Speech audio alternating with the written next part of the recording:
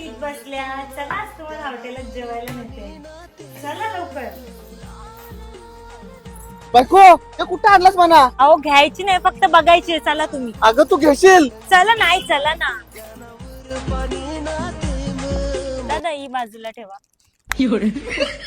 अहो घेत नाही, फक्त बघून ठेवते. अजून दाखवा. दादा वाव, ही बाजूला ठेवा. अहो घेत नाही, फक्त बघून ठेवते. दादा ही बाजूला ठेवा. अहो घेत नाही, फक्त बघून ठेवते. 5,500. अरे ओ हो उठा. हो उठा. या दुकानात साड्या एवढ्या भारी आहेत का बाजूला ठेवायची नाही, घ्यायची वेळ आली. चला बिल मी भरते. उठा.